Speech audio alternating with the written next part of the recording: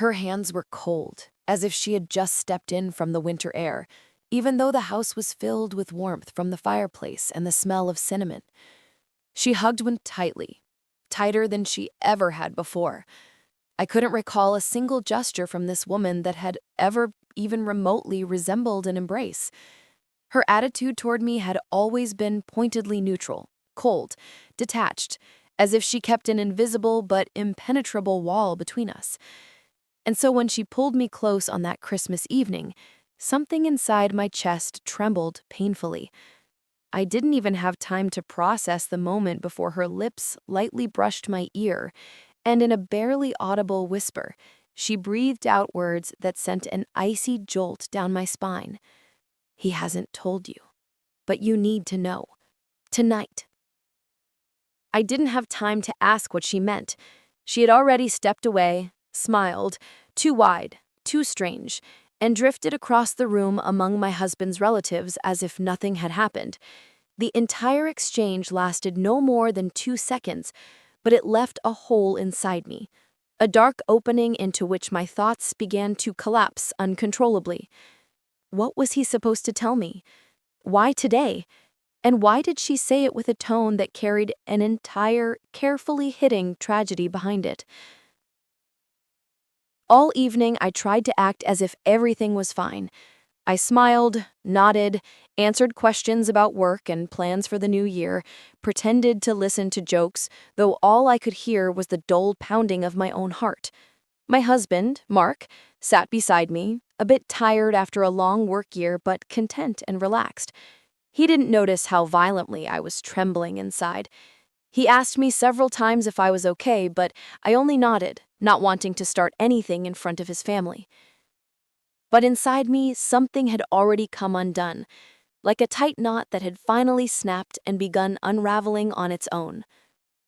I had always known his family treated me strangely, reserved, watchful, cautious, but I thought it was simply their way. Old-fashioned British restraint mixed with a subtle snobbery they brought into every interaction while still pretending to be polite. I was wrong. I could feel it now with my whole skin.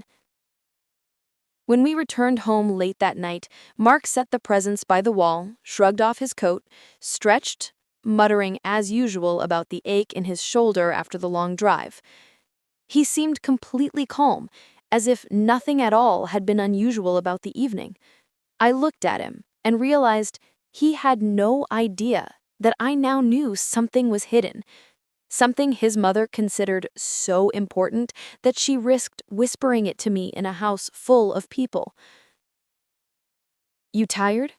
he asked, noticing my tense expression. "Yeah," I replied shortly. "But can I ask you something?" He turned. There was nothing remarkable in the movement, but at that moment it felt like the beginning of something much larger. He leaned against the kitchen table, arms crossed. "Of course. What's going on?" I hated the way my voice trembled. "What were you supposed to tell me?" I asked directly, without looking away. He blinked. Nothing. No surprise, no panic, just an empty, puzzled gaze, as if I'd asked about the weather. "What do you mean?" he said quietly. "Your mother," I swallowed, feeling cold spreading inside me. "She said you're hiding something, that I need to know." Mark's face twitched. His lips tightened slightly. He looked away for only a second, but it was enough. Enough to understand that he knew. There it was, the crack. "She's meddling again," he said irritably, as though it were nothing. "Just ignore her. You know what she's like." But I knew.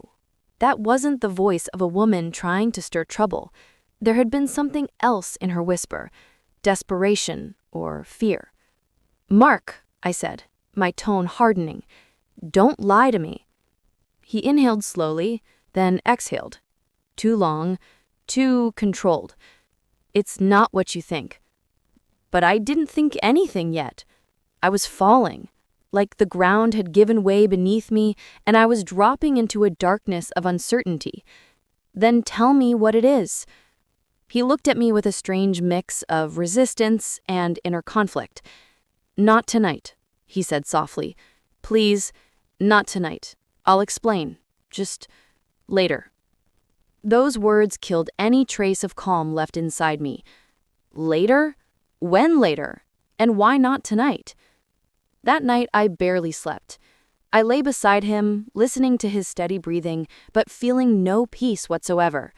His mother's whisper replayed in my mind over and over. He hasn't told you, but you need to know tonight. Why the urgency?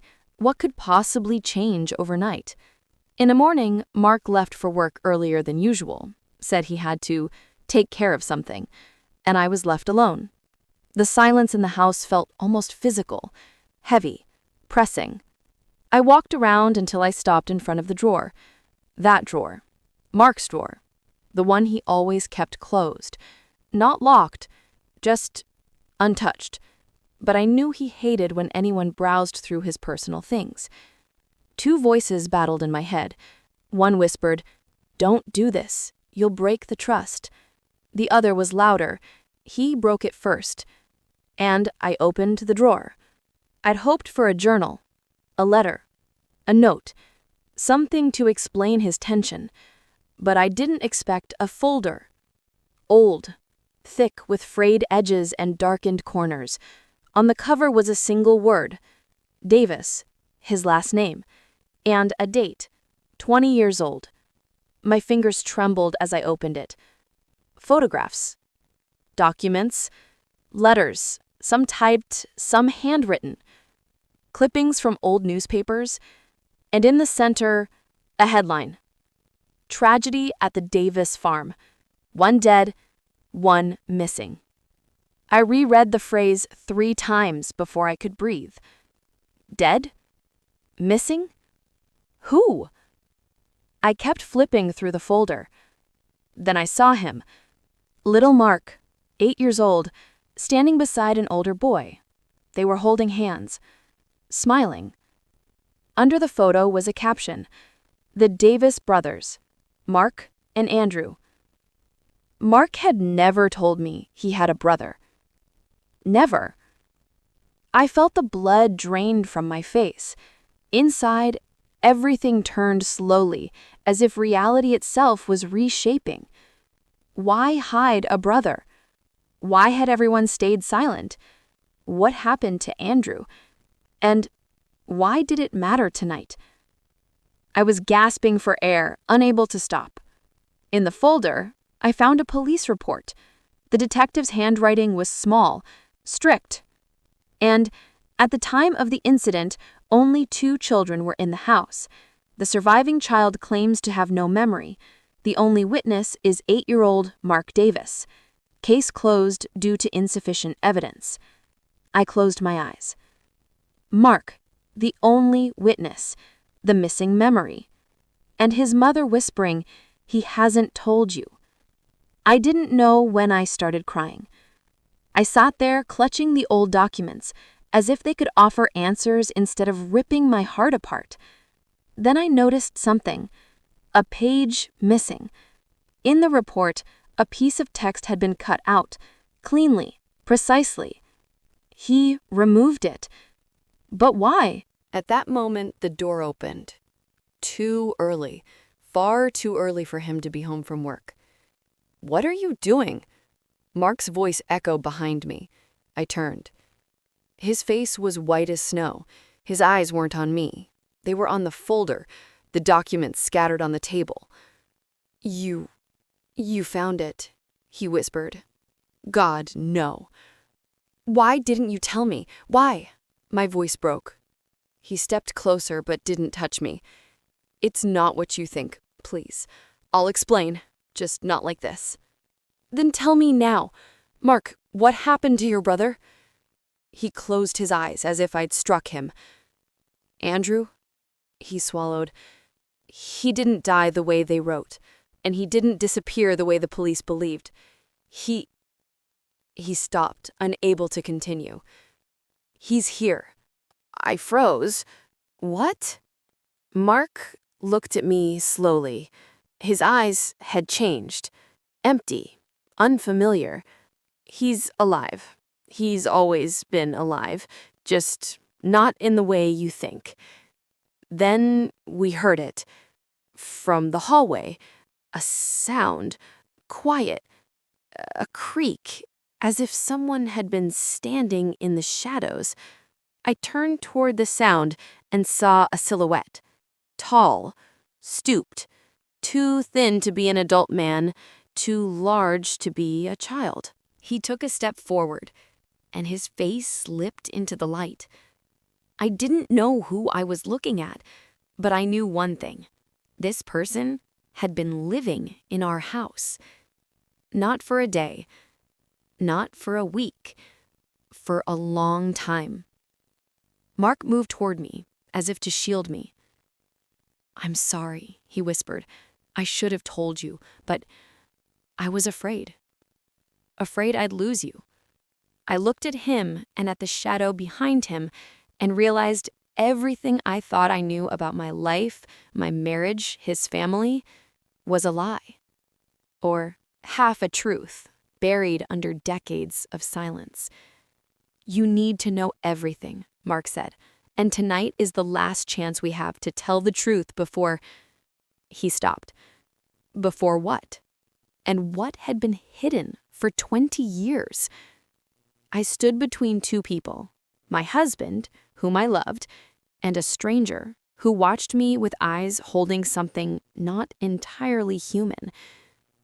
Something that had lived through too much pain. And I understood only one thing. His mother's whisper wasn't a warning. It was a cry for help.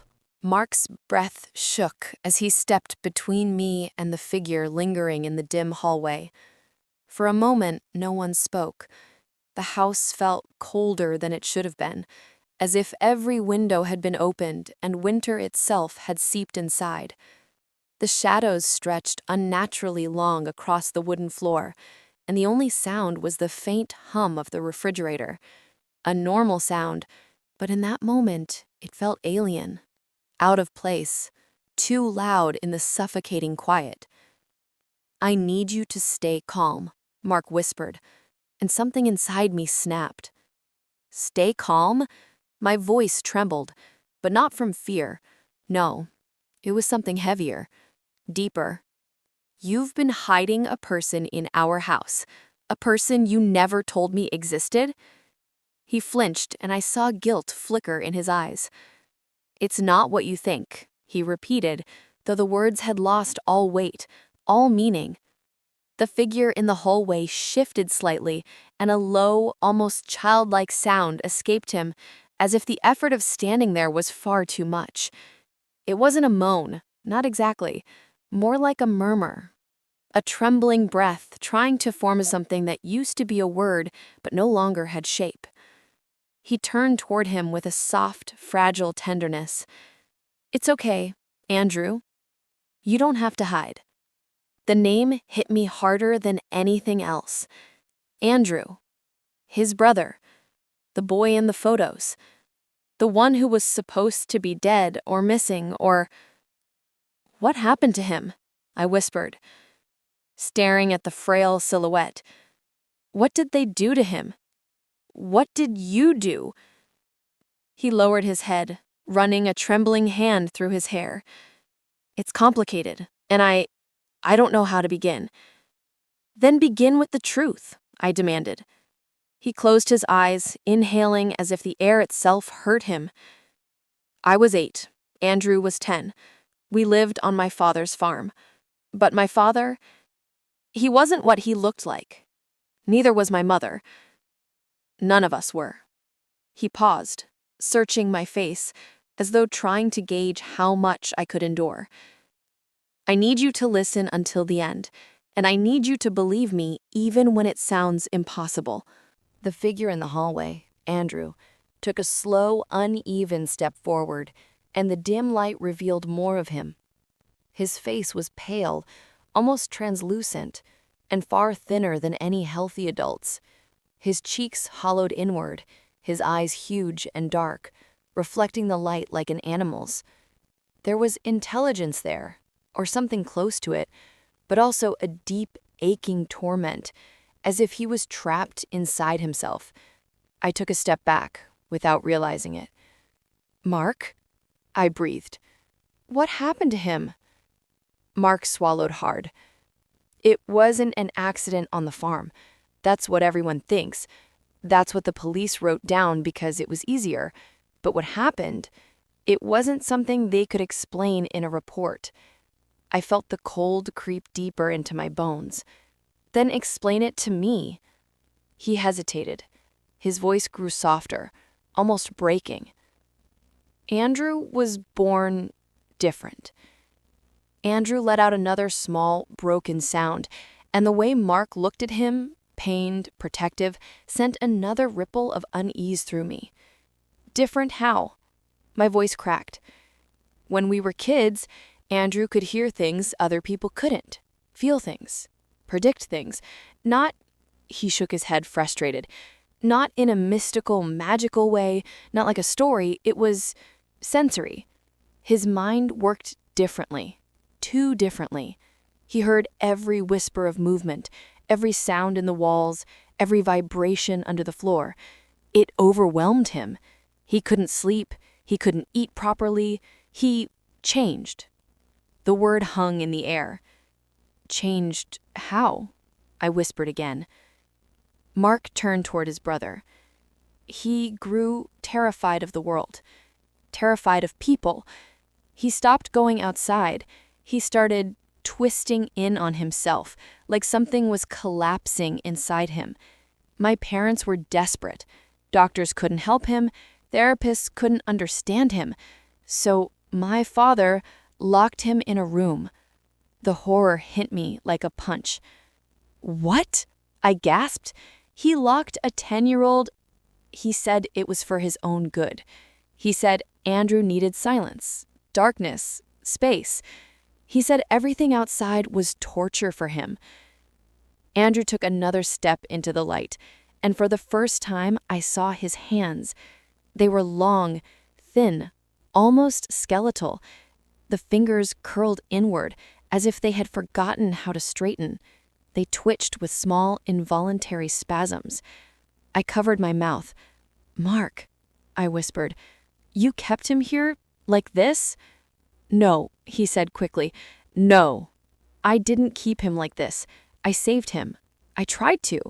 After my father died, after what happened that night, Andrew was taken away, and I spent years looking for him. Years. When I finally found him, he was in a state facility. They didn't treat him. They didn't even try. They kept him sedated, locked up, forgotten." His voice broke completely. "I couldn't leave him there. I couldn't watch him rot away." "So you brought him here?" I said, barely able to breathe. "Yes." His answer was immediate. "He's my brother, my responsibility." "But why hide him from me?" I whispered. Mark's eyes filled with raw pain. "Because Andrew isn't always calm. He doesn't always understand what's happening. He gets overwhelmed. He panics. He reacts. And I was terrified that if you ever found out, if you saw him on a bad day, you'd think he was dangerous. You'd think I was dangerous." I felt something inside me twist painfully. And then Andrew's voice, soft, hoarse, barely formed, drifted through the silence. "Mark." My breath caught. It was the first time he spoke. Mark's eyes widened. "It's okay," he whispered to him. "I'm here. I'm right here." Andrew's gaze slowly turned to me. Not hostile, not threatening, just searching, as if he was trying to understand who I was, as if he remembered the sound of my footsteps in the house, the way I opened cabinets, the way I breathed, as if he had been listening to me for months. My skin prickled.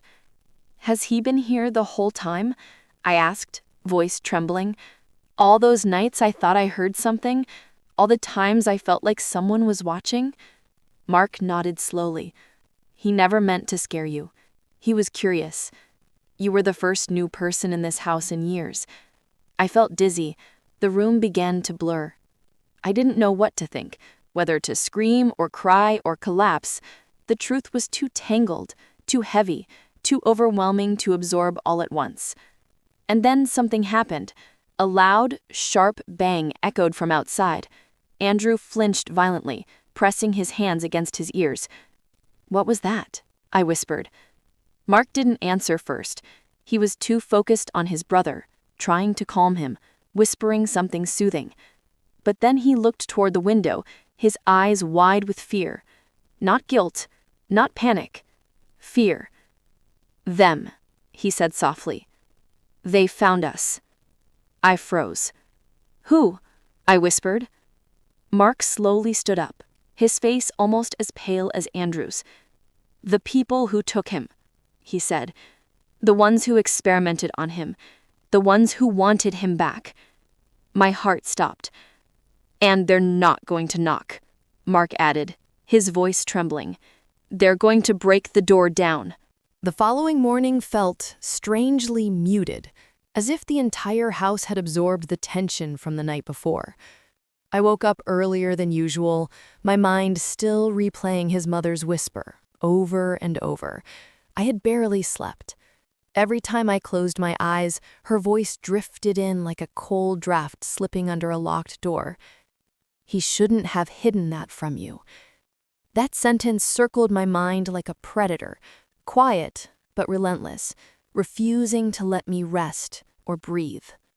He was still asleep beside me, his breathing even, peaceful, unaware that his past, or maybe his secrets, were beginning to surface, like wreckage rising from the bottom of a dark ocean. I turned onto my side and watched him for a long moment.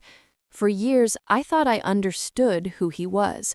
For years, I trusted that the shadows he carried were harmless remnants of a complicated childhood. But now, I wasn't so sure. Something inside me felt destabilized, like the ground beneath the life we built had shifted an inch. Small, almost invisible, but enough to make me lose balance. When he finally woke, the morning light had softened the room. He smiled sleepily, reached out for me, kissed my forehead. I forced myself to smile back, but something inside me tightened. He noticed immediately, because he always did. He propped himself on his elbow, studying me with quiet concern. "Everything okay?" he asked. I hesitated. My instinct was to tell him the truth, to ask him directly what his mother meant, to finally confront the shadow that kept following us. But something held me back. Not fear, exactly, but awareness. Awareness that this whisper, whatever it signified, wasn't something he wanted revealed. Awareness that his mother hadn't said it to him, she had said it to me. Quietly, secretly, with a weight in her tone that told me she had chosen that moment very carefully. "I'm fine," I lied softly. "Just tired." He didn't seem convinced, but he didn't push. He wrapped his arm around me, pulling me closer, and I let him. And yet, as I lay against his chest, listening to the steady rhythm of his heartbeat, I couldn't shake the chill spreading through me. A strange thought crept in, sharp and unwelcome. What else didn't I know? The rest of the day passed in a haze. His family bustled around the house, preparing for the final Christmas dinner before we headed home. His mother floated between rooms, smiling sweetly at everyone, her laughter light and airy, as if she hadn't whispered something that cracked open a door she clearly didn't want closed anymore. She never looked directly at me for too long, and every time she entered the room, I felt that same tremble inside me, the same question burning hotter. What did he hide from me, and why did she choose now to hint at it?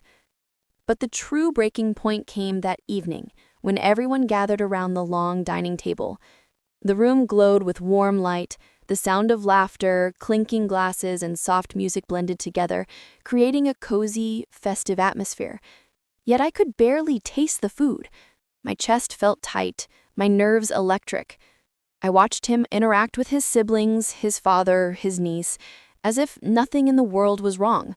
It was almost surreal, how normal everything looked. His mother sat across from me, At one moment, while everyone else was busy talking, she glanced at me. Just a small, fleeting moment. But in that moment, her expression shifted into something unbearably heavy. Something like regret or even warning. And my breath stilled inside me. After dinner, when everyone scattered, some to wash dishes, some to unwrap more gifts, some to drink by the fireplace, I slipped outside to the porch to clear my head. The night air was cold enough to sting my cheeks. The breath I exhaled came out as mist, dissolving into the darkness. For a while, I simply stood there, hands wrapped around myself, trying to quiet the storm of thoughts. I didn't hear the door open, but I felt someone step out behind me. When I turned, it was his mother again. She approached slowly, her expression unreadable, her hands clasped together. She stood beside me, looking out into the snowy yard. For a few seconds, we didn't speak. The silence seemed to stretch and thicken between us. Finally, she inhaled shakily. I shouldn't have said that last night. Not like that. Not without giving you the full picture. My pulse quickened. What did you mean? I whispered. She looked at me, really looked at me, as though deciding whether she could burden me with something she had been holding onto for far too long. Her eyes glistened slightly, reflecting the porch lights. There's something you need to know, she said softly. Something he should have told you himself. Something that affected him, that shaped him in ways he never talks about. Her voice trembled. And it's already starting to affect you too. A chill shot down my spine. Not from the cold, but from the terrifying certainty that my life was about to shift, that some part of the foundation I trusted was about to crack open completely. What is it? I asked, barely breathing. She opened her mouth, but before she could speak, the door behind us swung open. He stepped out, his smile fading instantly when he saw our faces, saw the tension suspended in the air like a held breath. What's going on? He asked quietly. His mother froze. I froze. My heart pounded so loudly, I could feel it echo down my arms. Because in that exact moment, I realized something I hadn't fully understood until then. He already knew what she was about to say. And from the way his expression hardened, just slightly, subtly, I realized something even chilling. He did not want me to know. I swallowed, my voice barely a whisper. Your mother was telling me something. He stepped closer, his eyes shifting between us. What exactly? He asked, too calmly, too controlled. His mother hesitated, her lips parting, closing, parting again. The struggle in her eyes was unmistakable. She was holding something heavy, something old, something that had lived in the shadows of their family for years, something that was no longer staying buried. And then she spoke, but her words would change everything. She spoke so quietly at first that the words almost disappeared into the cold night air, but I heard them clearly. Too clearly. Her voice cracked, as if the truth had been locked inside her for years, pressed into silence by fear, guilt, or loyalty she no longer felt she could uphold. He didn't tell you about the letter, she whispered. My stomach tightened. I looked at him instantly, but he didn't meet my eyes. His expression didn't shift, not visibly, but something in his posture changed. His shoulders stiffened, his jaw tightened. The calmness he tried to wear like a mask began to crack at the edges. What letter? I breathed. His mother clasped her hands together harder, the knuckles paling. The one she wrote before she left, the one he hid. A cold shock rippled through me, leaving my fingers numb.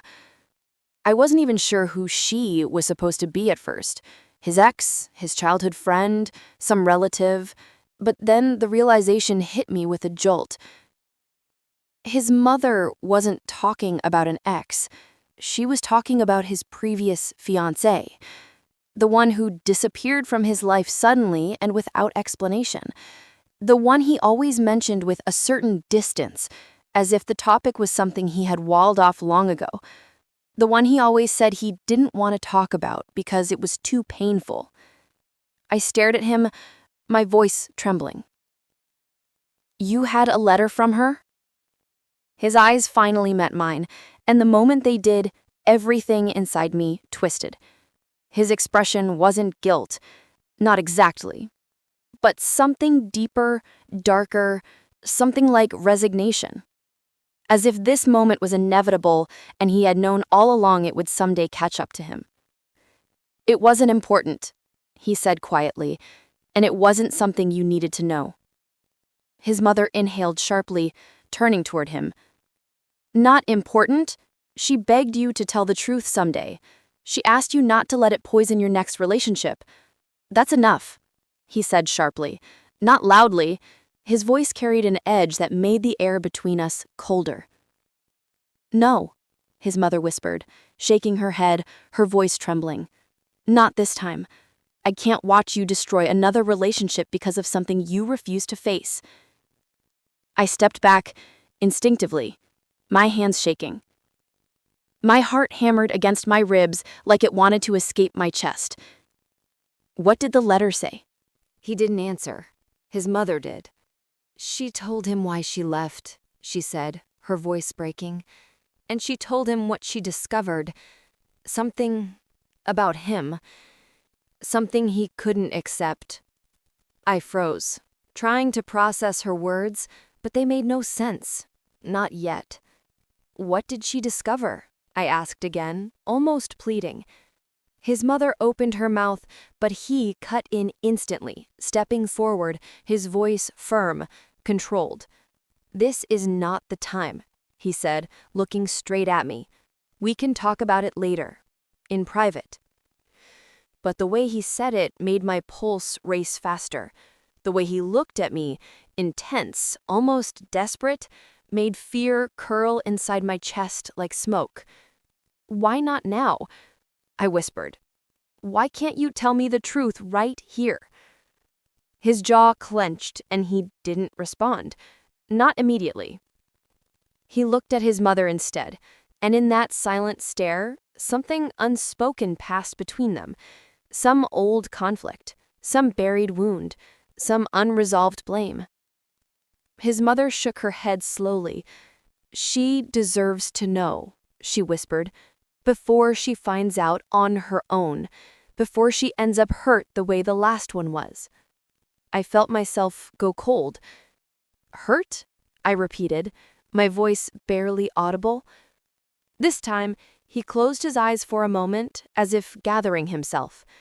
When he opened them, the softness I had always known in him was gone, replaced with something raw, almost haunted. He reached his hand toward me. "Come inside," he said softly, but there was a tremor in his voice. "Please, we need to talk where it's warm, just you and me." But I didn't move. I was frozen in place, staring at him as if seeing him for the first time. His mother took a small step closer to me, her voice low but urgent. She left because she discovered what he'd been hiding, something he thought he could control, something he thought he could ignore. He snapped, "Mom!" She didn't stop, and she wrote that if he ever truly loved someone again, he had to warn them. My heart pounded so violently, it hurt. "Warn them? About what?" I whispered. This time, neither of them answered. The silence itself felt like a confession, a quiet admission that the truth was darker than either wanted to say out loud. He finally exhaled shakily, defeated. "You don't understand," he said softly. "It's not what you think. I didn't tell you because I didn't want to lose you." But that sentence only terrified me more. "Lose me?" I repeated. "Why would the truth make me leave?" He stepped forward again, slowly, as if approaching a frightened animal. His hands trembled slightly as he reached for mine. "Because the truth changes everything," he said. "It changed her. It changed me. And I didn't want it to change us." His mother whispered, "It already has." I felt tears burning behind my eyes, not from sadness, but from pure, heavy pressure, like the moment before a storm breaks. I swallowed hard. "Tell me," I said. "Please, whatever it is, tell me." He opened his mouth, but his throat tightened. His eyes dropped to the snowy deck beneath our feet, as if the truth was too heavy to lift. Finally, after what felt like an eternity, he whispered, "She didn't leave me." He lifted his eyes to mine, and for the first time, I saw real fear in them. "She left because of what she found out about me." I stared, waiting, breathless. He continued, "And because she was afraid." Everything inside me went silent, completely still, as if the world itself paused, waiting for the next sentence. Afraid of what? Afraid of him? Afraid of something connected to him? Afraid of something he did? Afraid of something he was? He swallowed, his voice breaking. "She wrote in the letter that I wasn't who I thought I was." The words hung in the air, drifting like smoke, heavy and impossible. I stepped back again, trembling. "What does that mean?" I whispered. He looked at me with a kind of sorrow I'd never seen before. "It means," he said quietly, "that everything you believe about me, about my past, my family, my life, it's not the full story." His mother closed her eyes, tears slipping down her cheeks. The wind brushed past us, carrying the faint scent of pine and snow, the world around us cold and still. I waited. And then, with a voice so soft it almost broke apart, "It means," he whispered, "I've been lying to you." The words hung between us like a crack spreading through glass, silent, delicate, but deep enough to shatter everything with the slightest pressure.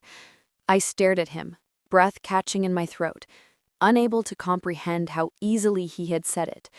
"I've been lying to you." The sentence replayed in my head in slow motion, each echo heavier than the last.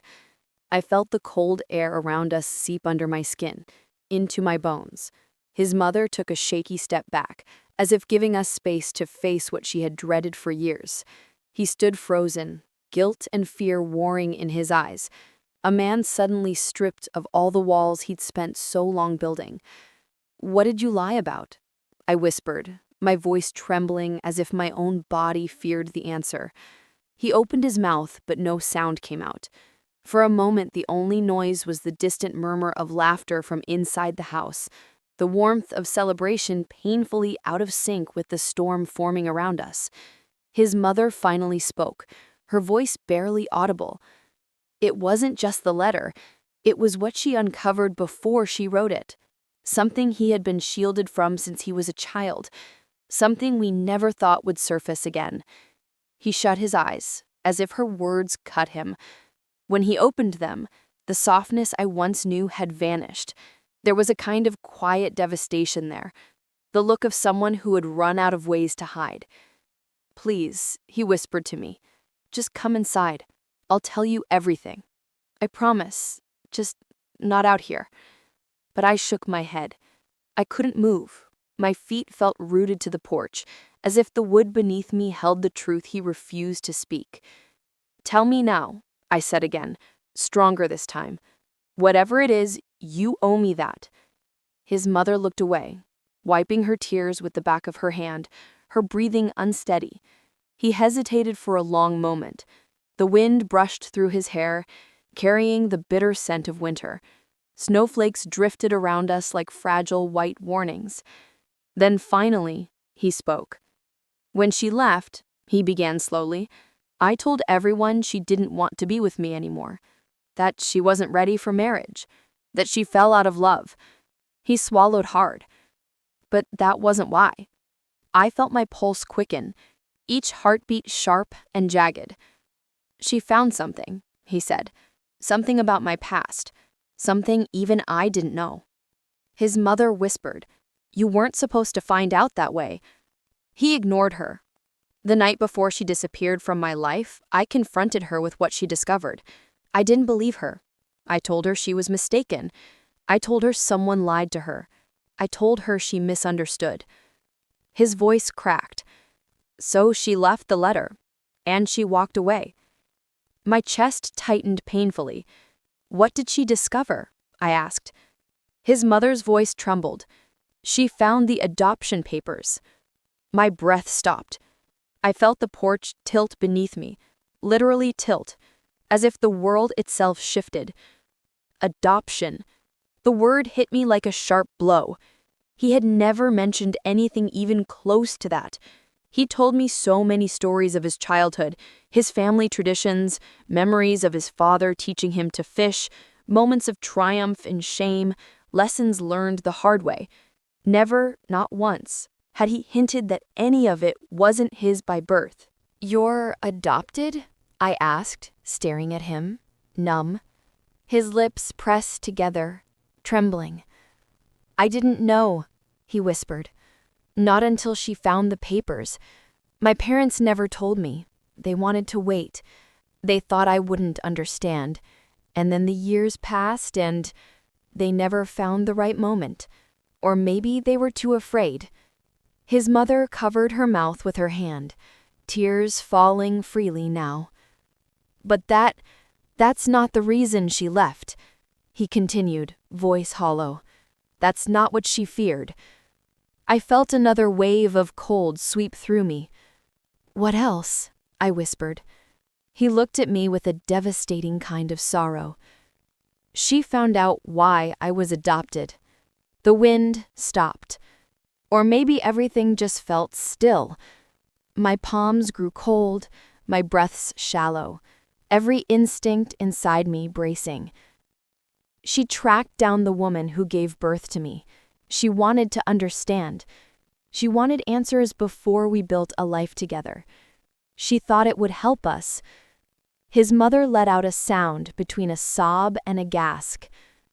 But what she found, his voice trailed off, shaking. It terrified her. I swallowed, unable to speak. He continued. My biological mother wasn't just someone who couldn't raise a child. She wasn't a teenager. She wasn't struggling. She wasn't pressured into giving me up. He lifted his eyes to mine. She was institutionalized. For what? I whispered. His mother turned away, unable to watch, her shoulders trembling. He took a breath he struggled to hold steady. For violent psychosis, he said finally.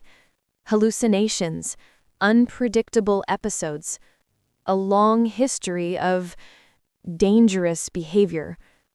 He looked at me with a painful kind of shame, as if he personally carried every one of those diagnoses. They took me away from her when I was 2 months old.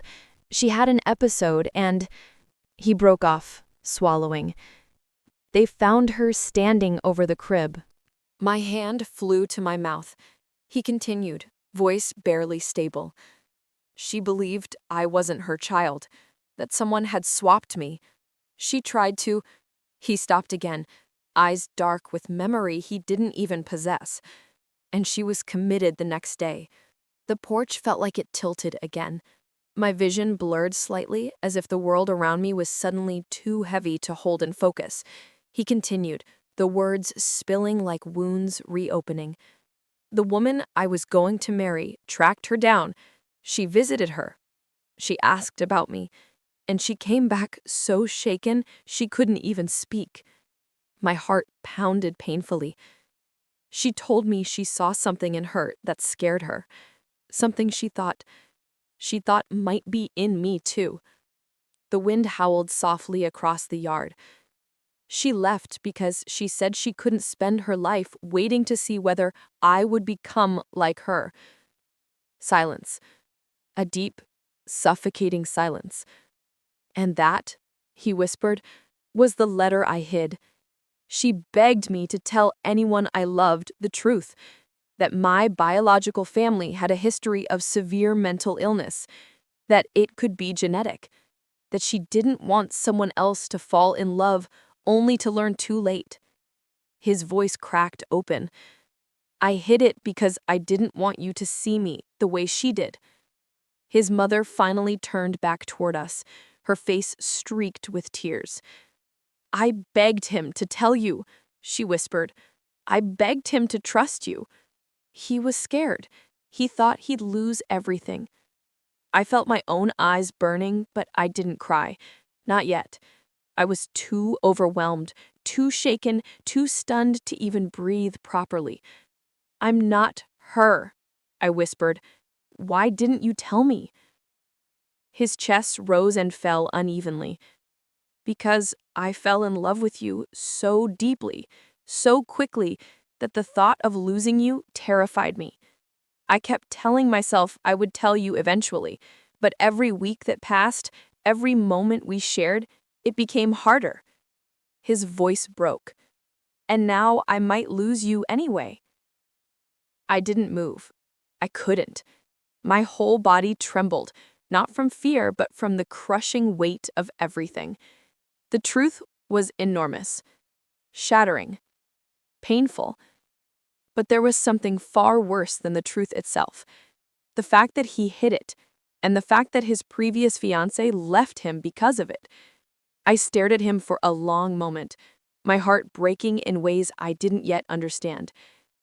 When I finally spoke, my voice was barely a whisper. What was in the letter? The exact words. He closed his eyes, and when he answered, the truth cut deeper than anything so far. She told me, he whispered, that loving someone without giving them the truth is the cruelest kind of deception. He opened his eyes again, and she told me that someday the truth would find me and take everything away. For a long moment, none of us spoke. The truth hung in the cold night like a fragile, trembling thing, barely holding itself together. He stood there in front of me, no longer the man I thought I fully knew, but someone more human, more raw, more breakable. His mother wiped her cheeks softly, as if afraid of making too much noise, as if the wrong sound could fracture what was left of all three of us. I didn't know what I was supposed to feel. Fear, betrayal, empathy, anger, love. They all collided inside me so quickly that my chest felt too tight to breathe. I tried to speak, but my voice wouldn't form. The cold air brushed against my skin, grounding me just enough to keep me from unraveling. He stepped toward me once, very slowly, as if approaching a ledge he wasn't sure he could stand on. His voice was hoarse, almost broken. I'm sorry, he whispered. I am so sorry. I should have told you. I should have trusted you. I didn't want my past to decide our future. I didn't want to be marked by something I can't control. He looked away for a moment, his eyes glistening. And I didn't want you looking at me the way she did, like I was a danger waiting to happen, like loving me was a countdown. My throat tightened painfully. You're not dangerous, I finally whispered. He shook his head slowly. You don't know that. She didn't know that either, and she couldn't live with the uncertainty. His mother said softly, we shouldn't have hidden it. We thought we were protecting him. Instead, we trapped him in fear. He took a deep breath, his gaze returning to mine. I don't care if the truth scares you. I don't care if it changes the way you see me. I only care that you see all of me, not the version I tried to give you, not the safe parts. Me. The real me. Snowflakes drifted between us, soft and slow, almost delicate. I felt something inside me loosen, some knot that had been pulled too tight. Why didn't you tell me the day you found out? Why not come to me that night? Why hide it for so long? His breath shuddered as he answered, "Because the night I found out, you were sitting on the living room floor telling me your dreams. You were glowing, you were hopeful, and I didn't want to dim that light with my darkness. I didn't want the first real moment we were building together to be overshadowed by something I couldn't fix." He lifted a hand toward me, but didn't touch me. "I was afraid if I said the words out loud, you'd look at me differently, that you'd step back, that the way you love me would change." I let out a soft, shaky breath. "And has it?" he asked in a whisper. "Has it?" I hesitated, not because I didn't know the answer, but because the answer was complicated. "It changes everything," I said honestly. "But not the way you think." He froze. "I'm not leaving," I continued, voice trembling. "Not because of your past, not because of what she discovered, and definitely not because of something you had no control over." His head lowered slightly, as if he didn't dare believe me. "But," I whispered, "you hurt me. You broke my trust. You took away my choice. You decided what I could handle. You decided what I should know." His eyes shone with guilt so deep it almost hurt to look at him. "And that," I said quietly, "is what I can't forget. Not yet."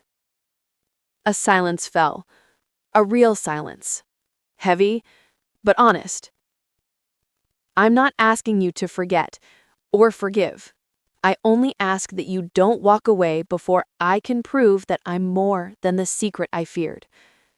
His mother stepped closer, gently touching his arm. "You tell her everything," she said softly. "No more hiding. No more waiting for the right moment. There is no right moment. There is only truth, and what you build with it." He looked at me again, vulnerable, open, and terrified. "Can we try?" he asked, not demanding, not expecting, just hoping. I felt something inside me slowly settle, like snow finally touching the ground. "We can try," I said, "but it won't be easy." He nodded once. "I don't want easy. I want honest." For the first time since the whisper that shattered everything, I felt a faint warmth rise in my chest. Not certainty, not safety, but something real. A fragile beginning. We walked back inside together, not touching, not rushing, but side by side. His mother watched us with quiet relief, wiping her eyes as we stepped out of the cold and into the soft glow of the Christmas lights. The house felt different now, not because it had changed, but because we had. The distance between us wasn't gone, but it was no longer filled with silence. It was filled with truth. And truth, no matter how painful, was something we could build from. As the door closed behind us, shutting out the winter night, I felt his hand brush mine, not holding, not claiming, just a gentle touch, asking permission. I let my fingers curl around his, not as a promise, but as a beginning. The warmth of his hand trembled slightly, and so did mine. And in that small, quiet moment, I realized something his ex never stayed long enough to understand. We are not our pasts. We are what we choose to do with them. And for the first time that night, I felt hope, fragile, trembling, but alive, settle into the space between our hearts. A truth heavy enough to break us had instead become the thing we would rebuild from, together, even if it took time, even if the healing was slow, even if the future was uncertain. We stepped forward anyway, because sometimes love isn't about knowing everything from the start. Sometimes it's about choosing to stay when the truth finally arrives. And I chose to stay.